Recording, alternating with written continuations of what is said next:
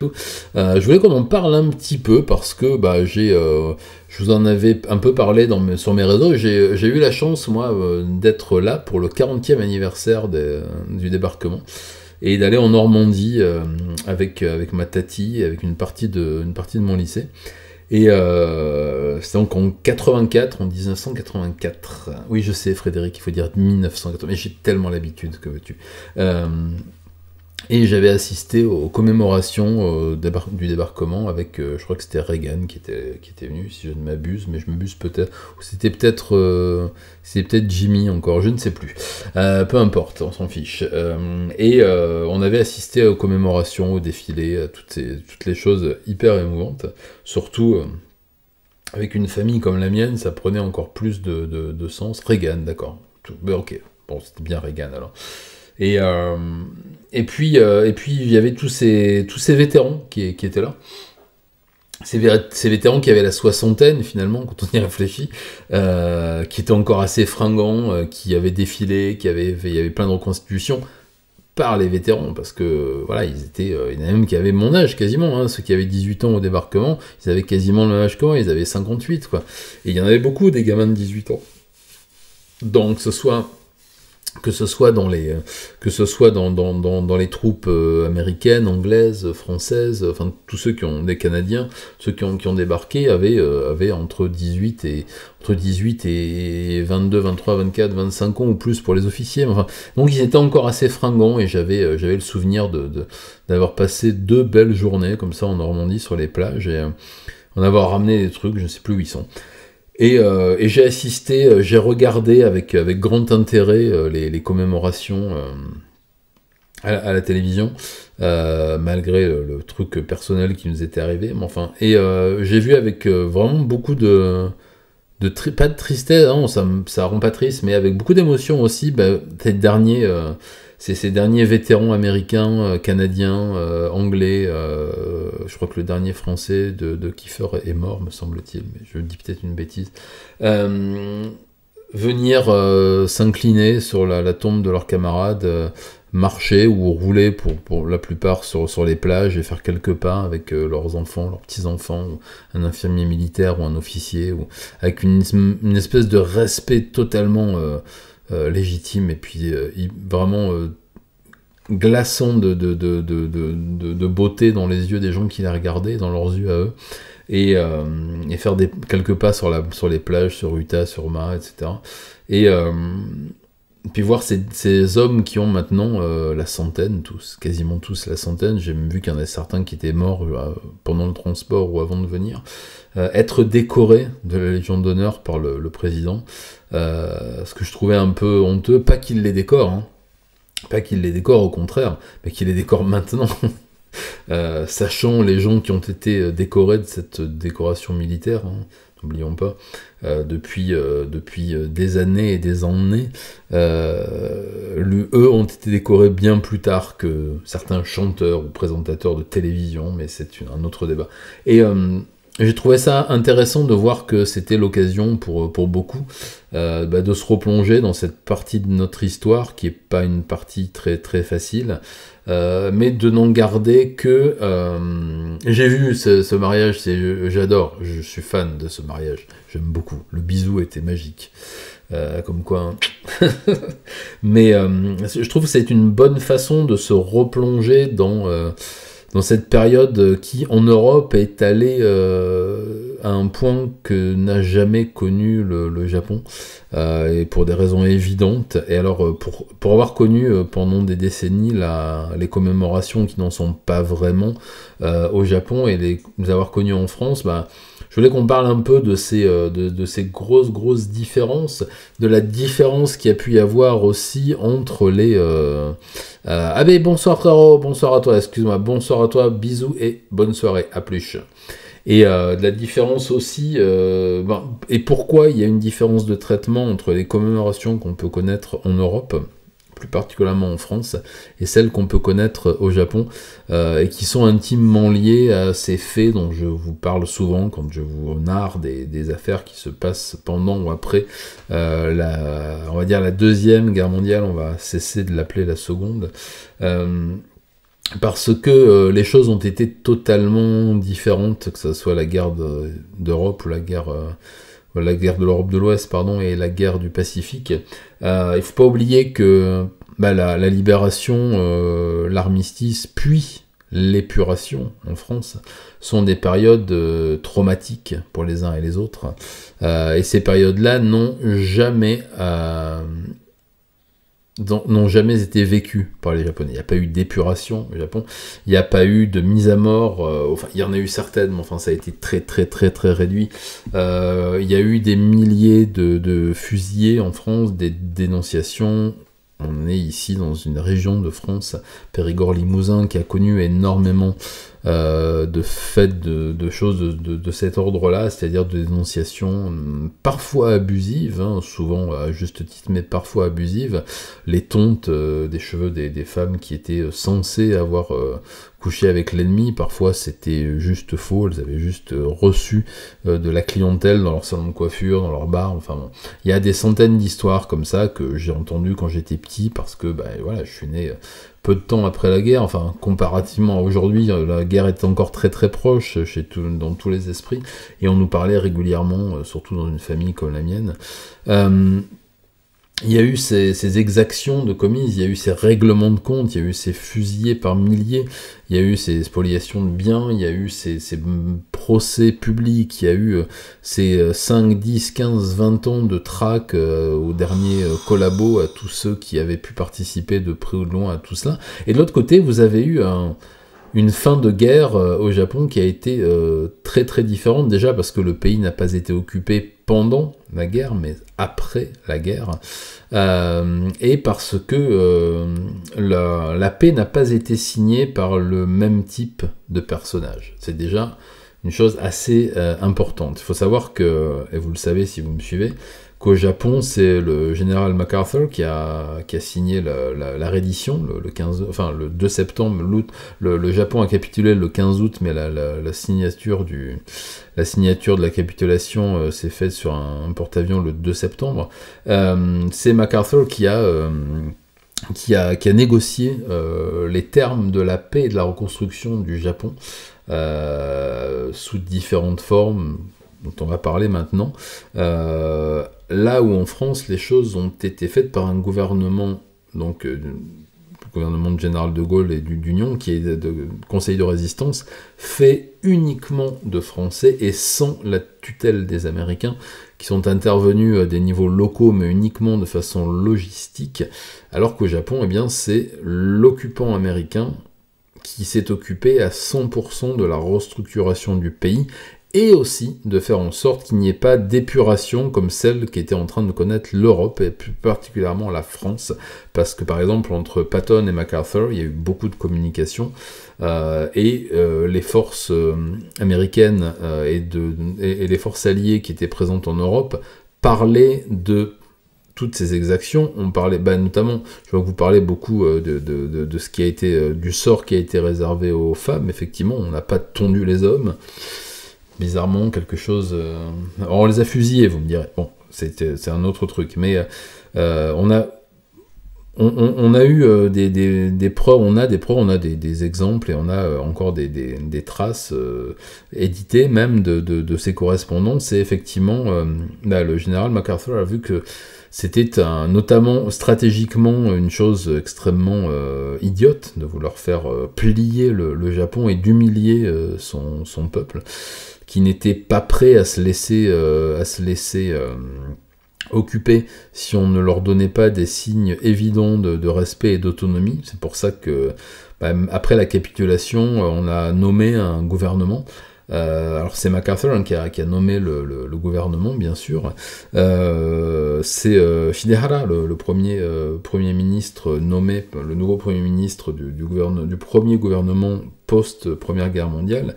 Et même si on a obligé l'empereur Showa à faire une déclaration publique pour renoncer en quelque sorte publiquement à son statut divin, expliquer aux gens, déjà parler aux gens, chose qu'il ne faisait pas, dans des haut-parleurs et à la radio, on l'a quand même conservé dans ses attributions impériales, même si on lui a retiré les pouvoirs législatifs et exécutifs qu'il pouvait avoir. Il a juste un rôle symbolique de représentation, sans droit de veto, contrairement à l'Angleterre, enfin ça on en reparlera peut-être un jour, et ces traités ont été beaucoup plus cléments pour la population japonaise, même pour ceux qui avaient servi dans des unités problématiques. On ne parlera pas de la 731 qui a eu un traitement assez particulier, mais ça, je vous renvoie à ma vidéo sur le sujet, pour comme ça vous saurez un peu plus en détail ce qui leur est arrivé, pas grand chose. En tout cas, il y a eu beaucoup moins de procès retentissants, il y a eu quelques exécutions au niveau du haut état-major. Mais ensuite, tous ceux qui ont servi l'outil impérial, que ce soit dans les colonies, en Indonésie, en Malaisie, aux Philippines et partout, s'en sont tirés par quelques années de prison, voire quelques mois de prison, et ont retrouvé leur fonction, ont été rétablis dans leur fonction, pour que le pays puisse tourner. On connaît aussi le rôle que les Yakuza ont pu avoir en cette période-là. On leur doit quand même d'avoir pu faire manger le pays pendant quelques temps, d'avoir pu faire fumer le pays aussi, accessoirement. Et donc à la fin de la guerre et le début de la période de paix, qui dure encore pour l'instant, s'est fait terriblement différemment, ou délicieusement différemment, en tout cas très différemment que ce qu'elle a pu se faire en Europe. Et c'est pour ça qu'on n'a pas du tout le même type de sentiment par rapport à la fin de la guerre. Le Japon faisait partie, je ne vous apprends rien, de l'Axe, donc qui réunissait l'Allemagne, un peu l'Italie à un moment donné, et le Japon. Bienvenue. Et s'est retrouvé dans le camp des perdants, donc forcément on célèbre moins une défaite qu'une victoire. Il n'y a qu'à voir le nom des gares en France et en Angleterre, et à se souvenir de la période napoléonienne pour comprendre.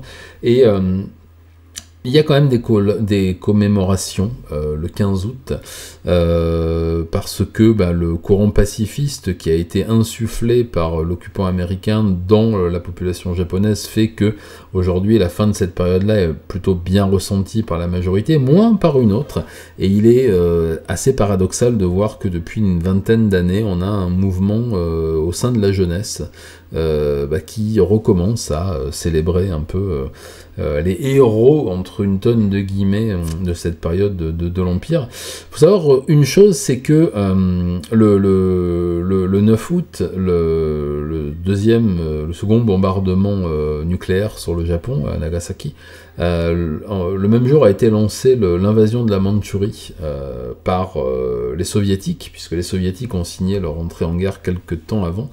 Et ça, par contre, c'est une partie de l'histoire qui est peut-être moins connue que celle de la capitulation et des bombardements, mais qui a beaucoup plus traumatisé les militaires, pour en avoir dans ma belle famille, que... Ah, la voix. Fin voilà, quoi. Fin voilà. Reprenons. Reprise.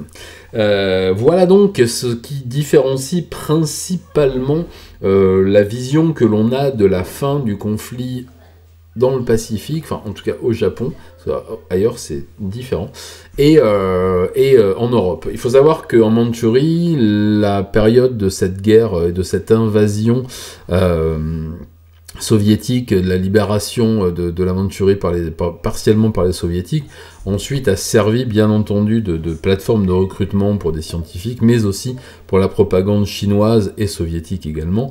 Mais la mainland, les îles principales du Japon ont été uniquement occupées par les Américains, enfin un peu les Australiens, les Néo-Zélandais, mais ne sont pas restés.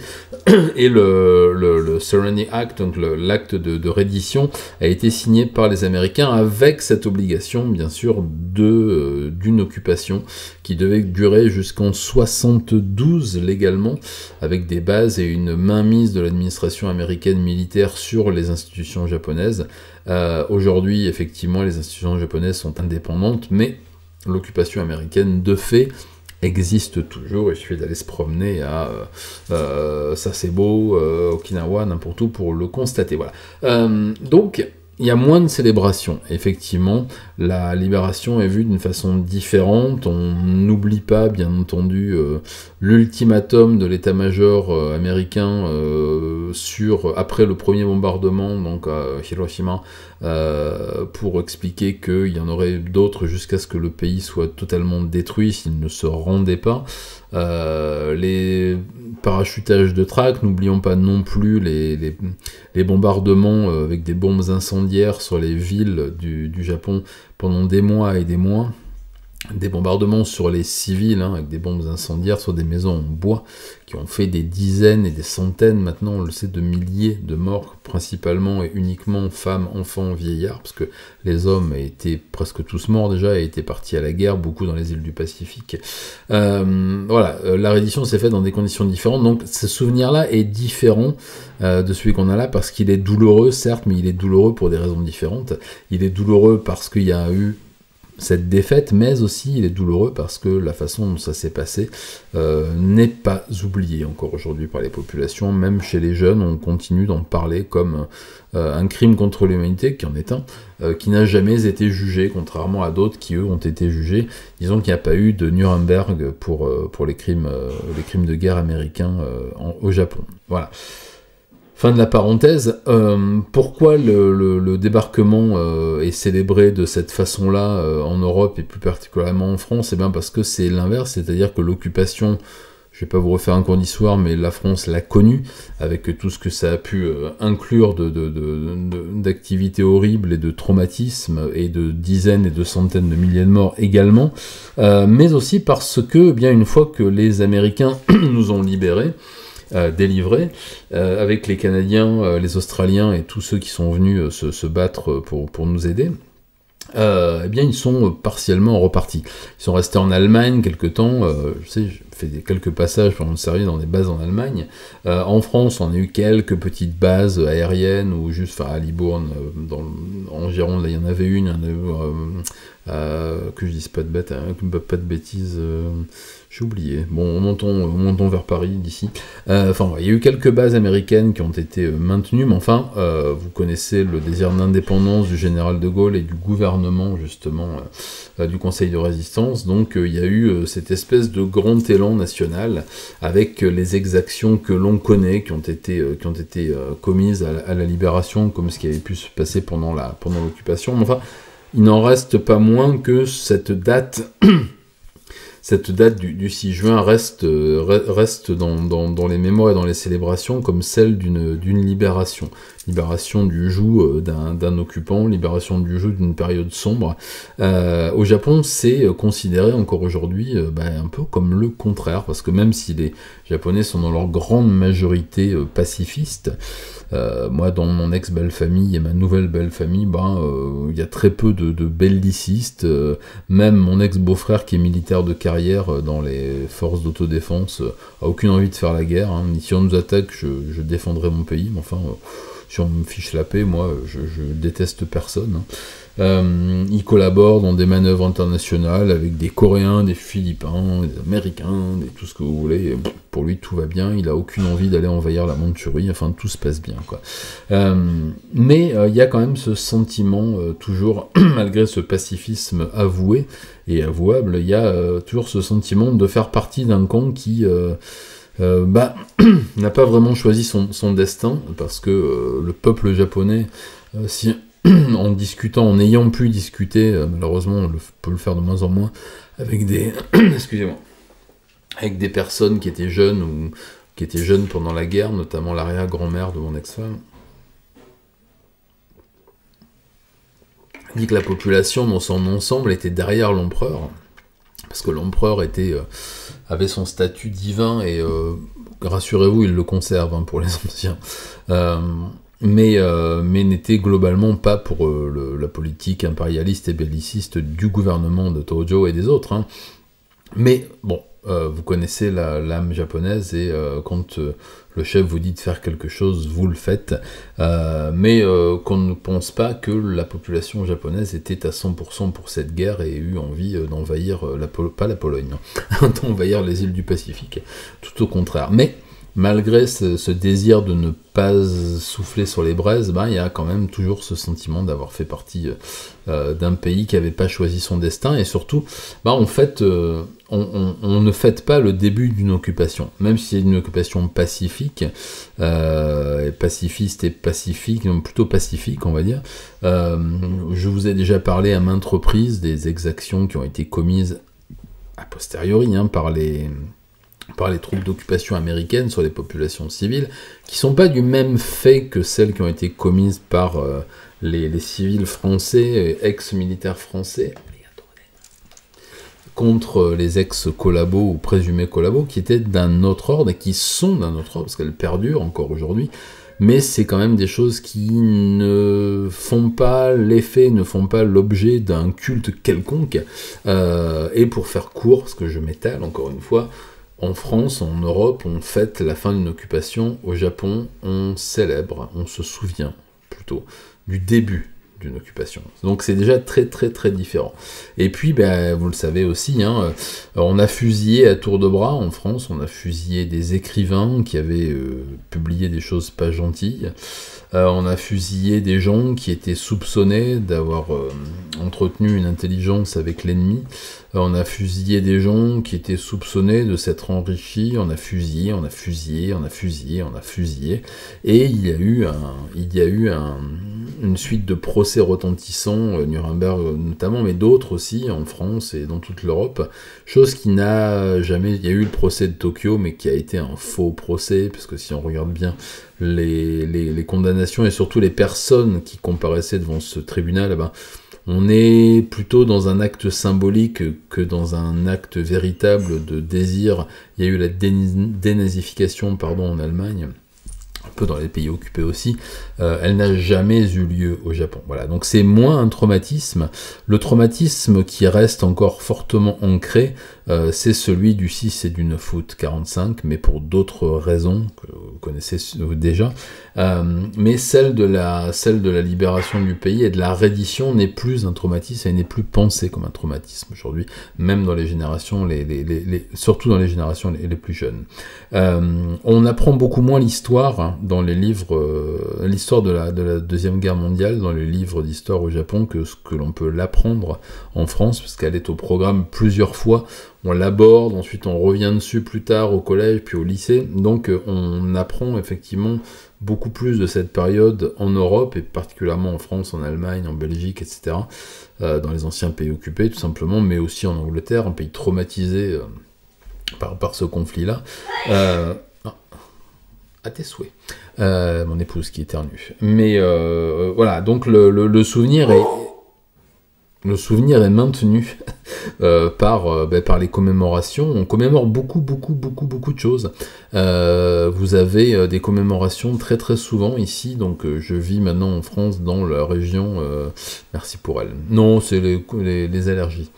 Je vis dans la région Périgord-Limousin, donc qui est très très marquée par cette période de l'histoire, où il y a eu énormément de gens fusillés. Vous avez des petits monuments sur le bord des routes, dans les bois, un peu partout, de maquisards qui ont été fusillés soit par la milice, soit par les troupes allemandes. Vous avez Oradour-sur-Glane, à moins d'une heure de route d'ici, vous avez beaucoup d'endroits comme ça, et donc il y a énormément de commémorations. Tout à fait, c'était la remontée des Elsace et compagnie, et il y a énormément de commémorations, souvent. Dans ma ville ici, à Périgueux, vous avez derrière le tribunal, l'ancien siège de la Gestapo, il y a... des commémorations très souvent, des grands monuments un peu partout aux victimes. Vous avez dans la rue Judaïque là-bas et d'autres rues comme celle de Bordeaux et tout, des monuments aussi, des cérémonies. Vous avez dans la gare un peu partout des monuments qui vous parlent des déportés, de la déportation, du rôle de la SNCF, des héros de la SNCF aussi qui ont été déportés, qui ont été fusillés. Vous en avez sans arrêt et partout, donc vous pouvez vous ne pouvez pas ne pas savoir. Et moi, je trouve ça personnellement très très bien. Il y a ce devoir de mémoire et aussi ce droit de mémoire, c'est-à-dire que vous avez ce droit, donc cet accès à la mémoire que vous avez ici qui n'existe pas au Japon. Vous n'avez quasiment pas d'endroit. Je vous ai déjà parlé de cet endroit assez particulier à Tokyo. Dans le quartier de Ikebukuro, vous avez un grand immeuble qui s'appelle Sunshine City. Vous avez des cinémas, des magasins, des choses comme ça. Et lorsque vous descendez, je sais plus si c'est un Toys R Us, enfin en tout cas un grand magasin qui est au sous-sol, vous avez une espèce de gros rocher qui dépasse d'un mur et une petite plaque. Toute petite, qui est indiquée nulle part, hein, et qui est en fait un des derniers vestiges d'une prison impériale qui a fonctionné jusqu'en 1945 et dans laquelle on détenait les condamnés à mort pour dissidence politique, et ça ne fait l'objet d'aucune visite, d'aucun culte. On l'a détruite ensuite pour construire un centre commercial avec des casinos, des machins, enfin voilà. En France, c'est assez compliqué de vivre, de donner des exemples de ce type-là. Le moindre monument, enfin le moins non, mais énormément de monuments qui ont servi à cela, à ces exactions-là, ont été conservés, ou en tout cas ont été agrémentés, si je peux dire, de plaques, de monuments pour rappeler ce qui s'y était passé, pourquoi ça s'y était passé, etc. Vous avez souvent beaucoup même juste une phrase slogan explicative pour que l'on... Là, notamment sur l'ancienne Gestapo, vous avez une grande phrase écrite en français, en hébreu et en anglais, je crois. Avec pour se souvenir des martyrs et que le nazisme soit éteint à jamais, voilà, des choses comme ça. Donc vous savez ce à quoi ça fait référence. Au Japon, vous avez des tas d'endroits comme ça qui ont disparu, ou s'ils ont été conservés, vous ne savez pas. Vous avez juste ancienne prison de, je sais pas, Nantoka-Siali, et je sais pas quoi. Et ce souvenir-là n'est que très peu entretenu. Et bien sûr, quand je voyais les livres d'histoire des enfants, dans lesquels il n'est fait que très peu référence à cette période-là, ou alors en des termes un peu mi-figue, mi-raisin. C'est, voilà, on était en guerre, on a fait des mauvais choix, mais on a quand même pris cher, donc bon, allez, bon, c'était quand même pas trop notre faute, quoi. Pearl Harbor, en fait, on allait chercher du pain, on a même tourné au mauvais endroit, pouf, on n'avait même pas mis le frein à main, les avions sont tombés, on n'avait pas décidé. On est presque là, quand même. Parfois, dans certains livres, c'était quand même très minoré, mais enfin... Le Japon n'étant pas un pays comment dire, d'excuses éternelles, ça a pris des décennies avant que les dirigeants japonais ne s'excusent vraiment. On attend toujours des excuses concrètes envers le peuple chinois qui n'ont pas vraiment été faites de façon... elles ont été faites de façon formelle, mais pas de façon sincère. Et elles ne le seront jamais, je pense. En Corée, n'en parlons pas. Mais voilà, donc il y a ce sentiment très différent entre nos deux pays, parce que il y a cette espèce de bain permanent du souvenir en France, qui vous rappelle ce qui s'est passé. Moi, quand je vais me promener avec mes enfants, avec ma femme, dès qu'on tombe sur un truc comme ça, et c'est souvent des monuments qui vous sautent à la figure, c'est-à-dire vous les remarquez très vite, et c'est très bien, avec cette urgence à expliquer à ceux qui ne savent pas pourquoi ces monuments sont là. Vous n'avez pas ça au Japon. Vous avez aussi cette flamme qui est entretenue chez les professeurs, chez les anciens, chez les gens qui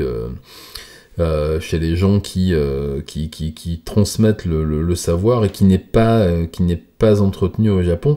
Et je vois, Circe, vous me parlez de Hiroshima et Nagasaki. Oui, on fait sonner la cloche des temples le jour et l'heure des bombardements, et les gens se recueillent pendant toute la durée qu'a duré la durée de l'explosion, 3 fois, pardon. Mais c'est à peu près tout. Voilà, on enseigne cela comme, soit selon le bord politique des enseignants, comme une punition méritée, une claque sur les doigts, parce qu'on a été des vilains, soit comme une abomination totale, alors je suis plutôt dans ce cas de figure, moi, et quelque chose qu'il faut passer sous silence, parce que bah, aujourd'hui on a fait la paix avec les Américains, c'est nos amis. C'est un peu ce qu'on nous disait des Allemands ici dans les années 70-80, hein, enfin plutôt 60-70, mais ça n'a pas marché, hein, je vous... Oh oui, non, c'était une abomination, et inutile, hein, inutile, bien entendu, parce que la reddition était en cours de négociation avec l'état-major japonais. C'est juste une expérimentation sur des cobayes humains, hein, on le sait aujourd'hui. Mais il n'y aura jamais de tribunal des droits de l'homme de La Haye ou de Nuremberg pour les Américains par rapport à ça. Ça n'arrivera pas, c'est trop tard. Et bon, il y aura peut-être un jour un président qui se décidera à en parler ouvertement. Un jour, peut-être, je ne sais pas. Peut-être qu'un jour, un Japo-descendant deviendra président des États-Unis. Et il y en a beaucoup. Et de ceux, vous savez, qui ont été enfermés dans des camps de concentration avant et pendant la guerre, de ces Japonais qui étaient partis habiter aux États-Unis pour différentes raisons, et qui ont été parqués, comme d'autres l'ont été en Europe de l'Est. On en parlera de ça, je vous le promets. On parlera des camps d'internement qui étaient des vrais camps de concentration, des ressortissants japonais, même nés aux États-Unis, pendant les périodes avant et pendant et après l'entrée en guerre des États-Unis contre le Japon. Mais tant que cette chose-là n'arrivera pas, eh bien, malheureusement, je pense qu'il ne se passera rien, et peut-être qu'un jour, mais pas pour l'instant. Voilà. Ça me semblait être un point sur lequel, enfin, c'était un point sur lequel je voulais revenir depuis assez longtemps. Je vous cache pas que dans la classe politique japonaise, depuis que je l'écoute parler, donc 25 ans, on va dire, c'est un sujet qui ne revient jamais. Jamais, jamais, jamais. On n'entend jamais oui, mais votre parti, il a été fondé par ça, votre parti, pendant la guerre, il faisait ça, votre parti... Non, c'est une période qui a été totalement évincée du discours politique au Japon. Puisqu'on est en période d'élection, autant continuer là-dessus. C'était prévu, d'ailleurs. Le programme politique et l'argumentation politique au Japon est principalement basé sur les programmes, sur beaucoup moins d'idéologie que sur des points précis.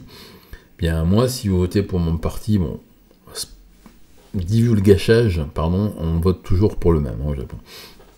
Eh bien, vous savez que vous aurez ça, moi je vais privatiser tel truc, Monsieur Koizumi par exemple c'était la Poste, moi je vais nationaliser tel truc, alors Monsieur Suga c'était, je sais plus, là, une des régies de transport, enfin voilà, à chaque fois c'est sur des points précis, tac, tac, tac, tac, tac, mais comme les Japonais ne vont pas voter, qu'ils se tamponnent de la politique, mais alors vraiment d'une façon, allez voir le vlog que j'ai sorti aujourd'hui, le 88, j'en parle un peu, eh bien les choses changent parce que les politiques ont décidé de le faire, et c'est rarement des grands changements. Enfin voilà, la base du discours politique au Japon repose sur le programme, les projets concrets, je vais faire ça, je vais faire ça, je vais faire ça. C'est pas comme on le lit dans les programmes. Moi j'ai lu là tout à l'heure, je vous remercie pas, quelques programmes politiques là qu'on a reçus vite fait, c'est imbuvable, mais je l'ai fait pour vous, donc ça mérite un sub ici maintenant là. Abonnez-vous, rabonnez-vous, qui disait. On est plus que 48, ça va pas aller ça. 1948. Non, 48. Et des points concrets, pas des concepts, voilà. Donc les concepts sont des choses que les Japonais n'aiment pas, ils aiment les choses concrètes. Pardon, je déteste dire les Japonais, là je simplifie, d'accord? Ou les Français, ou les machins. Enfin, au Japon, on aime moins manier les concepts en matière de politique qu'on le fait en France. Ou d'après ce que j'entends maintenant depuis quelques temps, c'est surtout du concept. Il y a cette volonté d'oublier cette période-là, d'aller de l'avant, de considérer que l'erreur a été faite et qu'aujourd'hui on vit sur autre chose, et les partis politiques ne sont pas basés sur ces clivages qui ont pu être ceux des années 45 au moment du premier gouvernement de monsieur Shidehara par exemple. Voilà. En France, c'est tout le contraire. Si vous écoutez, moi j'écoute la radio le matin, j'aime bien m'informer parce que je suis quelqu'un qui vit avec son temps, voyez-vous, pas avec mon temps, ça c'était Simone ça. Et eh bien, je m'informe et j'entends les discours des politiques qui, systématiquement, se renvoient à cette période-là, que ce soit les uns, les autres, oui, mais vous, ouais, mais vous, mais vous, mais vous... Et ça fait encore partie, la répartition aussi des groupes, la répartition des idéologies, la répartition de beaucoup de choses, les drapeaux, de beaucoup de paradis, des choses comme ça, sont toujours basés sur ces antagonismes de guerre, de la Deuxième Guerre mondiale. Et c'est quelque chose qui est toujours très, très, très présent dans la société et surtout dans le monde politique. Ça a aussi une énorme différence qu'il peut y avoir entre nos deux pays, parce que on a l'impression que, et c'est pas une impression, c'est une réalité, le monde, la société japonaise essaie d'oublier cette période-là sans l'évincer, mais disons qu'aujourd'hui, elle fait partie des livres d'histoire, comme les campagnes, comme le Bakumatsu, dont je vous ai tant parlé, comme l'ère Edo, ça fait partie des livres d'histoire, mais ça n'a plus d'influence. On va pas reprocher aux descendants du shogun, monsieur et madame Tokugawa qui habitent dans telle préfecture et qui descendraient vaguement des shoguns ou directement, ce qu'ont fait leurs ancêtres il y a 5 siècles. On considère que c'est un peu la même chose pour les descendants des grands généraux ou même des bouchers de Manille et d'autres. Voilà, c'est terminé. Le passé, on le connaît, on l'a assimilé. Ici, c'est tout le contraire. On a l'impression qu'à n'importe quel moment, on convoque, comme une invocation, comme ça, comme on invoque un démon pour une espèce de frénésie magique, là, pour relancer un peu de haine dans la machine. On l'invoque systématiquement, et aujourd'hui, on qualifie facilement les gens de ceci, de cela, de machin, de trucs, là où concrètement ça n'a pas forcément lieu d'être. Ça peut l'être, mais enfin c'est rarement là. C'est un peu la carte Joker, tout à fait Alex, c'est ça, c'est oui mais ça le N, ça le Coco, ça le Asie, ça le machin, et ça peut l'être, mais en tout cas ça ne devrait pas l'être, parce que il n'y a aucune référence directe aujourd'hui dans les idéologies des différents partis. Le parti communiste de monsieur vous voyez ce qui je veux dire, hein, de monsieur Rousseau, monsieur Roussel, n'a plus grand chose à voir avec la Première Internationale, etc. Monsieur Roussel, ouais, merci. Bon, voilà, je l'entends parler à la radio souvent le matin, j'écoute la radio que le matin, voilà. De 4h à 6h, après c'est fini. Et si j'écoute un petit peu, même Malherbe, parce que j'aime bien. J'ai détesté Bourdin, quelque chose. J'écoutais beaucoup la radio au Japon aussi, en podcast, que les trucs étaient pas... Mais j'avais beaucoup de mal avec ses matinales. Elle, j'aime bien sa matinale, donc je la réécoute un petit peu. Enfin, en tout cas, j'écoute beaucoup les matinales, et les grosses matinales, hein, très très tôt, et monsieur Roussel, quand il parle, j'entends pas Staline parler, si vous voulez. Voilà. Et pourtant, il est communiste. Voilà. Mais c'est un des derniers quand j'entends... oui, ou même de Jojo. Moi, je suis de la génération marché.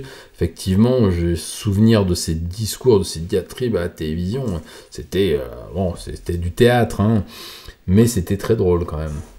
Et il avait quand même ce bon vieux fond stalinien qui restait quand même. Liliane ont fait les valises. Bon. Bon, mais c'était une autre époque, voilà, on va dire. Comme disait l'autre, le Parti communiste est acheté par Moscou et le RPR est acheté par la fenêtre, c'est ça. Enfin voilà, on a les références qu'on peut, les gars. Je sais plus qui a dit ça, c'est pas Coluche, mais c'est quelqu'un dans son genre. Et on a toujours ces vieilles badernes, ces vieilles références. Et je vous avoue que pour avoir écouté 2-3 machins là pour faire mon vlog, je trouve ça extrêmement agaçant, la réduction d'Hitlerum systématique, ou la réduction de Stalinum systématique. Et c'est en ça que je trouve qu'il y a vraiment une persistance des clivages de l'occupation et de la période de la libération dans le jeu politique. Et je trouve ça extrêmement dommage, parce que j'ai l'impression que tant qu'on n'aura pas réussi à se libérer de ces machins, on n'arrivera pas à faire des trucs. Alors je l'ai dit, moi j'ai décroché la politique, je n'en peux plus, j'en ai marre, je ne vote pas, je ne vote plus, je voterai plus jamais. Je suis entouré par des gens qui votent pas, qui s'en foutent comme de leur première paire de chaussettes. Et encore, il y en a même certains qui ont dû les garder en souvenir. Mais je trouve qu'il y a ce qui rend insupportable les débats, c'est d'entendre systématiquement ces références systématiques. Mais vous êtes un fasciste, vous êtes un communiste,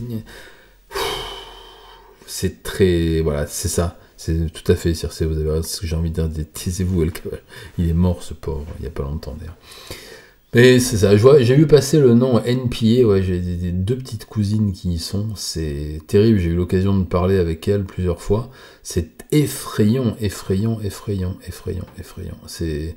Oui, bon, tout à fait, ça perd son sens, il faut se souvenir des faits. Non, mais bien entendu, je suis tout à fait d'accord, l'histoire, il faut l'apprendre, il faut la conserver, et je trouve ça extrêmement sain qu'il y ait des monuments partout pour rappeler. Je trouve ça très bien quand on voit les enfants par classe entière faire des voyages à Auschwitz ou ailleurs même, dans d'autres camps, pour se rendre compte sur place de ce que c'est, ressentir ce coup de poing dans la gueule, pardon de le dire, bon, qu'on prend quand on arrive là-dedans, le Schruthof aussi en Alsace, Dachau, ou n'importe où vous allez, dans n'importe quel camp vous allez ressentir ça parce que vous êtes devant, et donc vous pouvez pas dire, comme 2-3 débiles ont pu le faire ces dernières années, ouais, hein, bon, voilà. Et il faudra qu'on parle un jour aussi de la durée de vie extraordinaire des vétérans et des survivants. J'en ai parlé il y a quelques années avec une amie médecin, qui était chercheuse et qui étudiait justement la question de la longévité, et qui avait une base de données absolument passionnante sur pourquoi un vétéran qui en a tant bavé des fois pendant des mois entiers, les gars qui ont fait plusieurs débarquements dans le Pacifique, en Provence, Afrique du Nord, Normandie, etc., font des centenaires. Pourquoi des gens qui ont vécu l'enfer dans les camps de la mort font des centenaires. Et c'est passionnant. Et vous verrez que ça ferme son clapet à tous les complotistes. Je dis, hey, ils sont quand même en forme, hein, les rescapés. Je l'ai entendu, ça. Je l'ai entendu. Et vous le connaissez, il fut humoriste à un moment et candidat aux dernières élections. Voilà. Et pourtant, je l'ai beaucoup aimé, cet homme, avant, mais il y a très longtemps. Ah bon, peu importe. Tout à fait, le Memorial de Caen, j'y suis allé à l'époque où j'étais allé aux commémorations du 40e anniversaire. Mais de toute façon, moi j'aime beaucoup visiter ces endroits-là, parce que vous savez que c'est vraiment une chose qui me passionne, hein, l'histoire, les batailles, les histoires militaires, la stratégie, ce jeu-là me passionne, et surtout les lieux de mémoire comme ça. Douaumont, j'y suis allé aussi. Alors c'est la première guerre, mais enfin voilà, j'y ai perdu des arrière-grands-papas et des grands-papas. Et tout à fait, le débarquement n'a pas eu lieu. Il a été filmé, mais en même temps ils ont tout fait en même temps en fait, voyage sur la lune, débarquement, ils ont tout filmé d'un coup, on fait d'une pierre deux coups, hein. Ah oui, non mais Cersei, je peux vous dire, oui, non, moi, je pense qu'on peut bien se faire une idée. Il suffit de regarder Nuit et brouillard et les films Shoah aussi, qui passaient assez souvent à la télévision à l'époque, qui passent beaucoup moins aujourd'hui. Mais voilà, et une chose qui m'agace, je le ressens comme ça, je me trompe peut-être, j'ai l'impression que en période d'élection, encore une fois, tout est lié, les chaînes de télé blindent en documentaire sur la Seconde Guerre mondiale. L'air de dire, mine de rien, faites gaffe les enfants, il y en a un à droite et un à gauche qui risqueraient bien de vous refaire la même si vous votez pour eux. c'est une des choses qui me gonflouille un petit peu. Enfin bon. Ensuite, ben voilà, mais j'y suis allé avec mon collège aussi en train. C'est vrai que la symbolique était énorme, mais oui, je suis allé avec mon collège et c'était quelque chose. Et je suis allé ensuite, moi, de ma propre initiative, quand j'étais au festival de BD, pour que j'étais éditeur à Munich. Je suis allé faut que je dise les noms en français, à Dachau, qui est juste à côté. Et c'est compliqué aussi. Et puis au Strudorf, au camp qui est le seul camp d'ailleurs qui était sur le territoire français actuel, en Alsace, c'est difficile. Hein. C'est difficile, effectivement. Même si, pour rigoler un peu, parce qu'il va falloir qu'on se détache un peu de toutes ces saloperies, ils ont été construits après la guerre, vous le savez bien, ils l'ont dit, comment il s'appelait, Forisson, il l'avait dit, que c'était pas vrai, que ça a été construit après. Mon Dieu, c'est ça, München. Et vous le voyez, d'ailleurs, quand vous allez atterrir, quand vous prenez l'avion, que vous prenez Lufthansa, par exemple, quand vous allez atterrir à Munich, Munich, comme on dit en japonais. Vous voyez, vous passez au-dessus on dit Dachau en français, pas Dachau. On dit Dachau, on passe au-dessus et vous le voyez, l'avion il tourne au moment où vous allez ça fait bizarre. Mais c'est une ville après tout. Hein. C'est le tout organisé en sous-main, tout à fait. D'ailleurs, le reptilien, ça fait de très bons sous-mains pour mettre sous son bureau. C'est formidable d'ailleurs. Les petites ceintures comme ça, en centaure justement, avec une petite boucle alpha dessus. Pour nous, les alphas d'ailleurs, hein, Roméo. Là, on peut aller loin. Comme ça, j'adore les... Ouais, peu importe. Oui, la mémoire meurtrie aussi, tout à fait. Enfin voilà quoi, c'est... J'ai repensé à tout ça en regardant les commémorations à la télévision, malgré c'était en plein pendant que Pityan était parti. Enfin, s'était fait kidnapper par des reptiliens. Et on a discuté avec mon épouse, qui était très surprise. Elle me fait « Ah, mais c'est quoi ?» Je dis « Tu sais, c'est le delay et tout ça. » On me dit comme dans... je lui dis « Oui, c'est ça, comme dans Ryan, l'horrible film tout pourri. » Là. Et elle fait « Ah oui, ok, mais j'ai vu le film et tout, mais ah oui, c'est vrai que vous avez... Oui, oui, nous, voilà. » Et on discutait, et je dis « Mais tiens, du coup, oui, moi, ça m'est arrivé 2-3 fois d'aller à des défilés militaires. » Au Japon, mais et toi, moi non, je m'en fiche en plus. Ah ok. Et du coup on en a parlé pas mal de temps, et elle me posait la question, elle me dit mais ça vous sert à quoi de à chaque fois ressasser, machin, blablabla. Je dis écoute, ça permet de se souvenir aussi, et puis de rendre hommage, c'est important de rendre hommage. Et elle me dit ouais, mais nous on n'a pas le droit parce que quand on va au temple pour rendre hommage, je dis oui, mais c'est pas pareil. Je dis moi tu sais que j'ai une partie de ma famille qui est allemande et ils rendent moins hommage, tu vois. Alors si je suis allé 2 fois avec ma tati Andrea à Dresden et Dresde, non c'est pour les Rastas ça. Je sais pas Dresde, enfin la ville martyre. Et là il y a des cérémonies par contre, voilà. Parce que effectivement, c'est vraiment là pour le coup une ville martyre, des bombardements ont épargné personne, et ça fait partie des rares commémorations qui sont célébrées en Allemagne. Et même quand j'étais petit, on y allait, il y avait des cérémonies du souvenir qui étaient assez émouvantes d'ailleurs. Hein. Et même à Berlin, dans certains quartiers de Berlin, il y avait aussi des cérémonies pour voilà, parce que on peut quand même pas non plus je trouve plus, mais il est 49, blâmer pardon les civils, voilà. On va pas parler, non, je dis non, pas à 49, pas à 50. J'allais vous parler de bombardements qui ont lieu actuellement sur un autre territoire et qui sont traités de GENOCIDE, mais c'est vrai quand on m'en parle, j'ai tendance à ramener ça à Londres, à Dresden et à bombardement de Tokyo. Je ne connais personne qui s'apitoie sur les enfants de Dresde parce qu'il y avait des usines d'armement et les bases de la WSS dans le coup. Voilà. Mais ça c'est une autre histoire, on en reparlera un jour, peut-être, sûrement, certainement.